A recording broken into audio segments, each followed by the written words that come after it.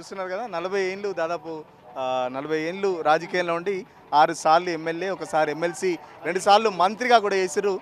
ఇల్లు చూస్తే నిజంగా ఎవరిది ఇది ఒక రాజకీయ నాయకుడు ఇల్లు అయితే అనుకోరు. ఎందుకంటే ఇదే జీవన్ రెడ్డి దగ్గర ఉన్న సింప్లిసిటీ. జీవన్ రెడ్డి దగ్గర వెనక ఉండి కార్యకర్తలు మేము ఇంత నడుస్తున్నామంటే అది జీవన్ రెడ్డి గారి స్పెషల్ అని చెప్పేసి కూడా కార్యకర్తలు చెప్తున్నారు. జీవన్ రెడ్డి గారు నిజంగా ఈ ఇల్లు ఎప్పుడు కోలాహలంగా ఉంటుంది, ఎప్పుడు ఇల్లు డైరెక్ట్ ఎంట్రీ ఉంటుంది, ఎవరికి వచ్చినా ఎంట్రీ ఉంటుంది. డైరెక్ట్ జీవన్ రెడ్డిని డైరెక్ట్గా కలవచ్చు. ఫోన్ చేసిన అర్ధరాత్రి అపరాత్రి ఫోన్ చేసినా ఖచ్చితంగా జీవన్ రెడ్డి ఫోన్ ఆన్సర్ చేస్తాడని చెప్పేసి కూడా చెప్తున్న పరిస్థితి చూస్తున్నారు కదా.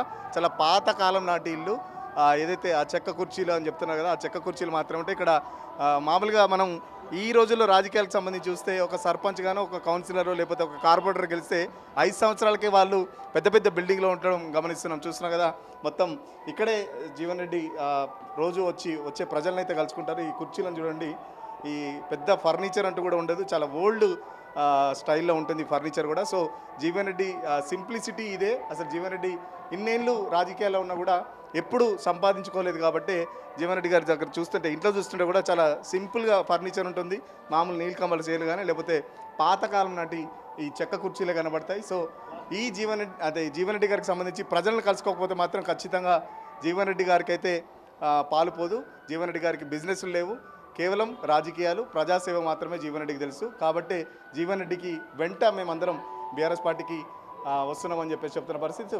కాంగ్రెస్ పార్టీకి జగిత్యాల్లో ఇక నూకలు చెల్లినట్లే. కాంగ్రెస్ పార్టీ లీడర్ నుంచి, అంటే కాంగ్రెస్ పార్టీలో ఒక సర్పంచ్ కూడా గెలవరు. జగిత్యాల కాంగ్రెస్ సంబంధించి ఒక్క ఎంపీటీసీ, ఒక జెడ్పీటీసీ కాదు, ఒక సర్పంచ్ను కూడా ఇప్పటి నుంచి కాంగ్రెస్ పార్టీకి సంబంధించి ఎవరిని గెలవలేము అని చెప్పేసి కూడా ఇక్కడ ఎమ్మెల్యే సంజయ్ వచ్చినప్పటి నుంచే పార్టీలో చాలా వరకు డిస్టర్బ్ అయింది.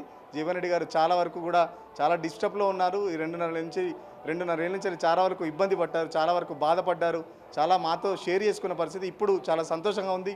పార్టీకి సంబంధించి పార్టీ మారడం, కేసీఆర్ నాయకత్వంలో ఖచ్చితంగా రేవంత్ పోవాలి, కేసీఆర్ రావాలని నినాదంతో ఈ 2.5 ఏళ్ళు ఖచ్చితంగా మేము కార్యకర్తలంతా, బీఆర్ఎస్ పార్టీలో చేరుతున్న కార్యకర్తలంతా రేవంత్ పోవాలి, కేసీఆర్ రావాలని నినాదంతోనే ఫైట్ చేస్తామని చెప్పేసి కూడా కార్యకర్తలు చెప్తున్న పరిస్థితి. వీడియో జర్నలిస్ట్ సతీష్ సురేష్, తొలివేలు కోసం, జీవన్ రెడ్డి ఇంటి దగ్గర నుంచి.